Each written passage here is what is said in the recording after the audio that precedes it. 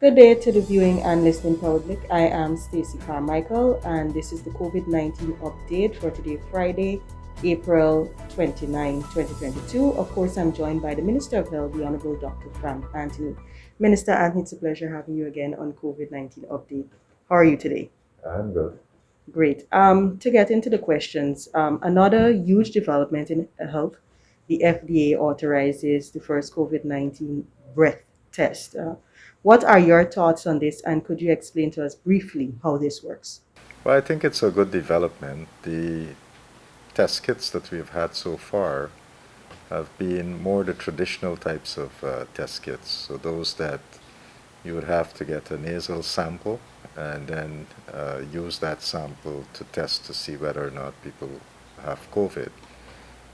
So there can be some limitations with that. Some people, if you don't do the swabbing properly, then you might not be able to have an accurate result. So we have had initially when COVID just came out, we were working with PCRs.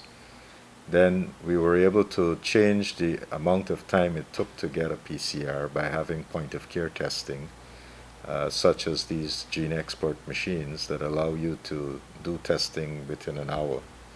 And then we moved from that to having antibody testing, antigen testing rather, with these rapid tests.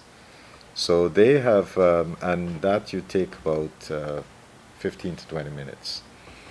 So this development now using someone's breath, where they're just exhaling, and you're collecting that air from the exhalation to be able to analyze that.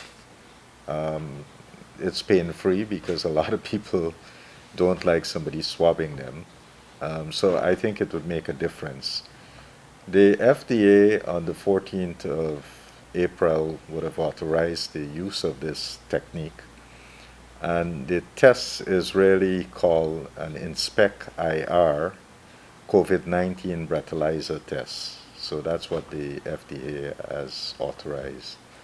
And what it does, it's using uh, the gas, and you go through a spectrometry process, and you're able to analyze the content of the gas and be able to detect whether someone has COVID or not. It is actually it's also very accurate because with tests we check for two things: specificity, and we check for sensitivity. This particular test, its sensitivity is at 91.2%, and its specificity, meaning that it's actually detecting the virus that we want it to detect, is 99.3%. So those are pretty good results. Um, we'll see that now being used primarily in the US. And once it's given full authorization, I think then other countries would start using it. But as they start using it, we'll also get more information. And I guess countries would make a determination whether it's better to use these types of instruments versus the more conventional types that we already have.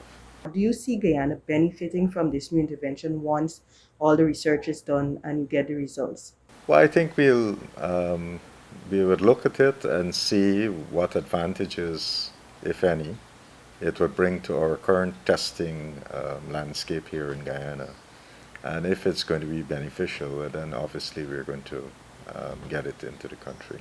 We are at the end of the first week of school, and in terms of COVID-19 protocols being followed in the classrooms, has the ministry received any feedback, I guess, through the Ministry of Education as it relates to how the process has been going in the schools? We have not had any adverse reports, and we have not seen a spike in cases. We have a surveillance system, and through that surveillance system, we were able to monitor cases. And we haven't seen a big upsurge in cases. Right now, we have 108 active cases, and over the last 24 hours, we would have had about 8 new cases. But we have to take this in the context that there have been a reduction in testing, and therefore it's only a small portion of those who have tested um, have shown that they are positive. But this is not just a local trend. The WHO is reporting that there have been, over the last 4 months, a 70 to 90% decline in testing. So if people are not coming forward to be tested, then we wouldn't have an accurate picture of what is happening with the pandemic globally. And I think that's their lamentations from the WHO, because they're not able now to predict what is going on, the dynamics of the disease, because there have been such a big drop in testing globally.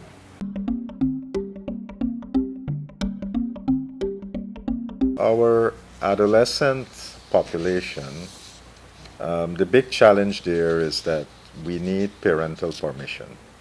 So if we don't get parental permission, we cannot vaccinate a child. And this has been very problematic. So while we would have circulated letters asking the parents to give permission, if the child does not bring back that letter, then we can't do the vaccination. So now that school has reopened, we are going to work more closely with the Ministry of Education, and hopefully we'll get better cooperation with parents to be able to vaccinate these children. Our first dose among 12 to 17 is right now 34,545 doses. That's approximately 47.4% of that age cohort, 12 to 17. Second doses are about 25,268 doses. That's 34.6% in that age cohort. The US right now, they have also granted use, not just the first and second dose, but they have moved on to booster doses. We are still struggling to get the primary doses to this age group, 12 to 17. And therefore, we really need to encourage people to pick it up. I think a lot of people believe that, COVID is over, we don't have a lot of cases, and therefore we shouldn't be too bothered. But with these vaccines, after about 5 to 6 months, the immunity that you develop, the antibodies that you develop, starts dropping. And because it's dropping, at that point you can get infected. And if you get infected, then you can have a chain reaction. So it's better to keep your immunity up, and which would require getting it boosted. We have seen it in the adolescent population, and we have also seen that in the adult population. So we are encouraging people to make sure that they can get vaccinated.